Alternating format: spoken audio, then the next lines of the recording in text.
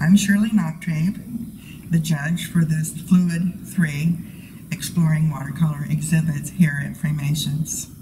I had a wonderful time. The artwork ranged from a kindergarten type style all the way to a college graduate type style. You can tell the winners worked the hardest on their artwork. They painted the longest. They made the most mistakes in the past. They showed you what they could do after painting 100 paintings and making all those mistakes. And now the last painting, the 101 painting, is the one that will work for the art show. The more time you put into a piece of artwork or the technique of the artwork, the better you get at it. You have to make mistakes in order to learn what to do and what not to do. Things I look for as a judge, and also my own work, when I'm critiquing my own work. It's always easiest to critique if you put a mat on it, and then that gives it a finished look, and then you can say, do I have enough lights and darks? Do I have good color theory? That means sticking to 3 or 7 colors and not using every color in your palette. Stay simple. We look for design formats, and we look for value patterns. We look for emotion, skill and technique. And then the last thing you look for is, does it have something different than just this is a pot or this is a car? It has something more. You've taken the subject matter and you've painted it in a different way than a photograph. You've painted it more, so you feel the emotion, you feel the essence of, you feel life in the painting, and that's what a judge looks for. Many judges come in and look for everything high contrast. Some look for, colors. I look for the overall, and what this exhibit shows is the variety of things you can do with watercolor and the different techniques the artists have used, from beginning artist to achieved artist. This is a beautiful exhibit for you to come, look at, study, agree with or not agree with me, and that's another point. A judge is a person like everybody else, and they have their opinion. Choose another judge, you've got different winners. In my estimate, everyone in this exhibit is a winner, whether they received a ribbon or not. They are achieving something that they want to do, that they have passion for, and I recommend them all to continue to paint, excel, and find your joy. I'd like to talk about these 2 paintings here by Susan Cohen.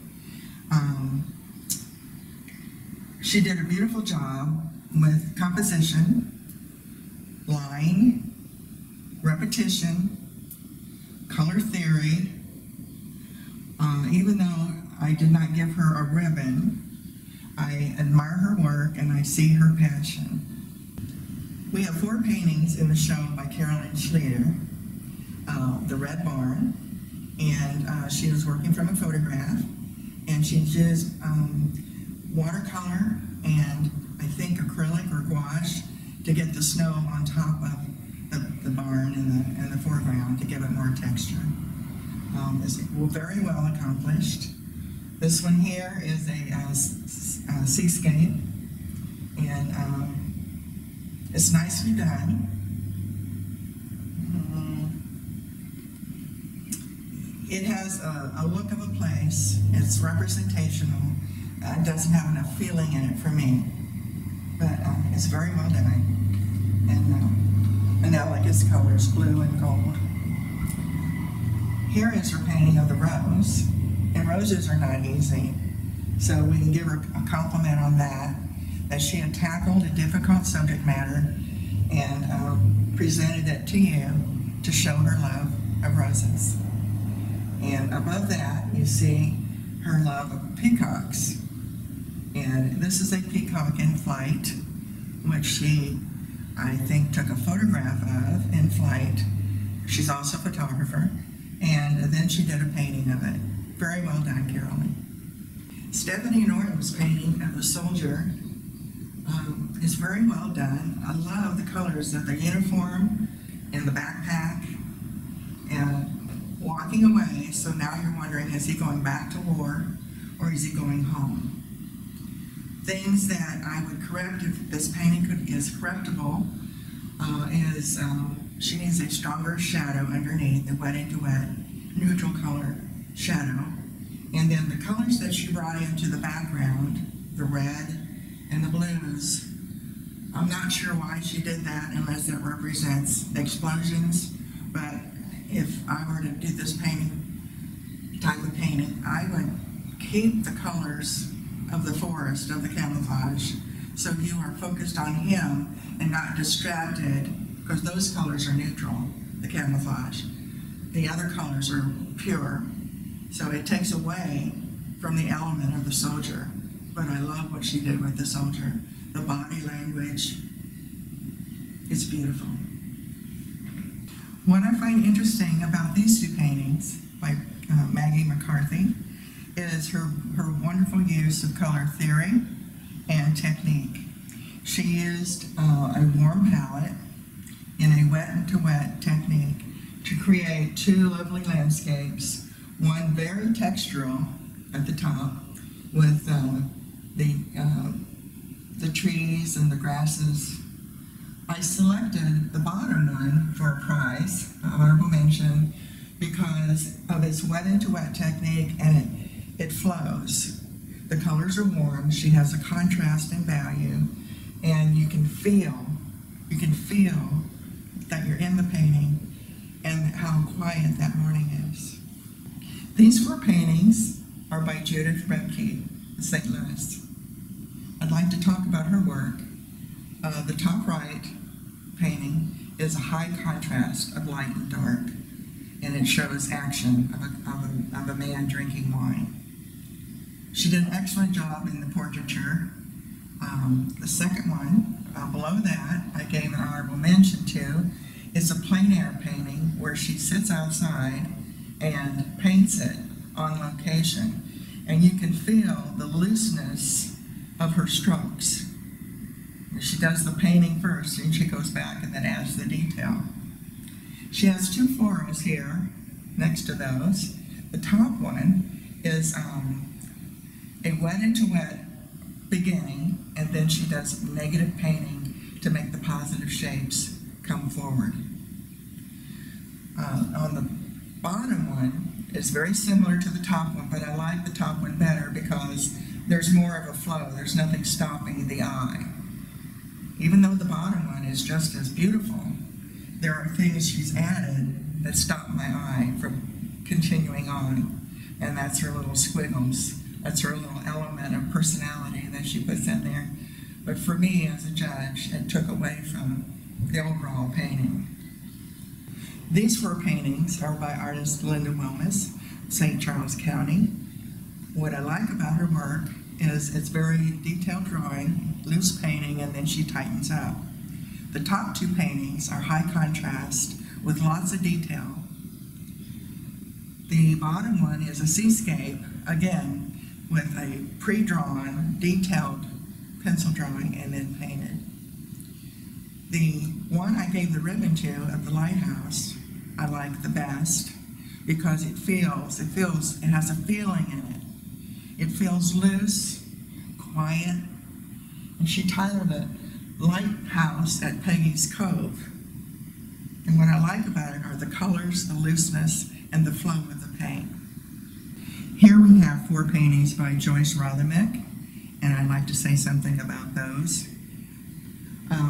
The top painting of the little girl walking down a sidewalk, these are things I look at when I see this painting. Color theory, value patterns, composition. If it stops the eye or makes the eye continue to go through the painting, What stops my eye in this painting particularly is the high contrast of the shadows across the path, and it takes away from what's going on in the rest of the painting. Also, her greens, when you're working with greens, and this goes for everyone, try to paint interesting greens, light and dark and warm and cool, and then paint what green isn't. Green isn't lavender and green isn't blue, but you can put that in there. If it's in the shape of a leaf or a tree, people will get the idea that that's what it is, a leaf or a tree. So there can be some improvements of this and make it a showstopper just by changing a couple of minor things in the painting. This one here of the robin I love birds. What stops my eye is that branch, the vertical branch that goes right in front of the robin and keeps you from going past that. So another thing we have to watch out for in composition is something that's going to stop the eye and is distracting. So again, she could paint this painting again, leave out that trunk in the front. Just because it was in the photograph doesn't mean you have to paint it. Artists have to learn to edit to make it a better composition. Another piece she did was cherries in a colander, and I like that one. She did a fine job of that. What would help bring the eye more towards the front of the composition is if she had painted something in the background rather than leave it white. And then the eagle, there's nothing special about it. It was a well done painting, but there's nothing special. So one of the things I look for in artwork is take a normal subject and make it different or exceptional by bringing your emotions into the painting. So you don't want to copy a photograph. You want to copy a feeling in your heart that's going through your brush and onto the paper. That's what you want. We want to see your passion. We have two beautiful portraits here by Natalie Tucker. They both touch my heart. And they touch my heart because she painted with emotion. Again, that is what an artist should be doing. When they are painting, they are putting their joy, their passion, their feelings on paper. And the person looking at the painting should be able to see that and feel that. Feel what the artist felt when they painted the painting. I gave her an honorable mention because her work spoke for itself. She could have very easily have gotten Best of Show if she had chosen a larger mat and a different frame.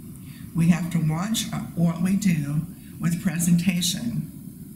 If the artwork speaks for itself, then we have to complement it with a little bit more money in the framing of it. I'd like to talk to you about Barbara McCormick. These two beautiful paintings. We call this technique calligraphy. Is where you take the color on the brush and you draw with it. I can see where she did the background. Of course, that's a looser wash. But she painted her passion of detail in colors that she liked, the simplicity of the subject matter, but in an intricate way. Here we have three of Vicki Wyatt's paintings, and Vicki Wyatt is an accomplished artist. And one of the things that I look for in artwork are color theory, value, changes, feelings, and this one I gave a ribbon to because she has an emotional content in this one. And when you look at it, you want to laugh with the ladies who are laughing. It looks like a family reunion, and they're talking, telling stories. It has a message, not only what the artist felt, but what the artist was trying to tell you about the painting. She is very successful in that. These four paintings are by Hensley, and I have something to say about this one here, is we have to watch our division of space. We never do 50-50. Usually you look for thirds or exaggerated small and large areas of space, high horizon, low horizon. So even though she did an excellent job in her painting technique, the composition is off because she chose 50-50. So we need to watch that. She could take a smaller mat, move it around that piece, and see if she could find a better composition and not a 50-50 division. And this one over here is a, this almost looked like she went outside and painted in the garden. It's lavender fields, and it has a loose rendering along with, looks like she used some type of detail stamping, took the flower itself, dipped it in the paint, put it on the paper so you could feel that lavender. So it has a unique composition. What would set this off a little bit better is if she had a white mat under it and put this in a larger frame. Over here, I like this one. This has mystery. It's like you're looking into the woods. The sun has already gone down, and you're trying to see more of what's going on, but you can't because the lighting is off. But it has a mystery to it and a looseness in the painting, and her different shades of green are wonderful. Up here, this looks like a photograph, but it says it's a watercolor. So, kudos to her. Beautiful silhouette. If we had more prize money and more prize ribbons, this might have gotten an award. We have 3 of Jan Falk's paintings here. The top one is an abstract using graphic shapes, primary colors, and black and white. I don't gravitate towards that look. I chose for her award winner, she calls it Escape, and I would call it Old Goat. But her goat painting has a feeling in it, emotion in it, and you want to meet the goat. It's like he's inviting you to come in and pet him. Very soft colors in the background, very interesting texture of the fence. So you can tell he's trying to break out of the fence. She succeeded in that in her title, Escape. And I love this one. It's absolutely so soft and feminine. So that's a good one. Over here, she did another one, which has a very intricate frame, And usually when we put an intricate frame, we should go on to a simple painting. Her painting is quite complicated with texture, and you can almost see what the different things are. It's almost wet into wet. She's crumpled the paper, and that's interesting in itself. This demands more of a simple frame, and this demands more of a simple painting. I have a few things to say about Lee Walters' painting. She used something called frisket or mascoid to do each section of the painting, where she puts this like a rubber cement you put over the painting, the colors that you don't want to change or obscure. And with each step, she puts more of the mascoid on, and then in the end, she takes it all off. It's a very clean, pristine, almost a commercial type illustration type painting. It's very beautiful. She did everything right. I was looking for more passion. As a judge, I was looking for more passion in the painting. But her painting is beautiful. Annette McGrath has 2 paintings in this exhibit. They're both beautiful. All the names were covered up when I judged the exhibit. I had no idea I was giving ribbons to one artist, 2 ribbons to one artist. Both of her pieces are exceptional.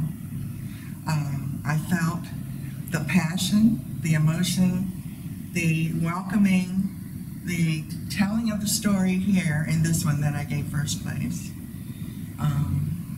And this is important because he really means it when he uses that finger when he's talking.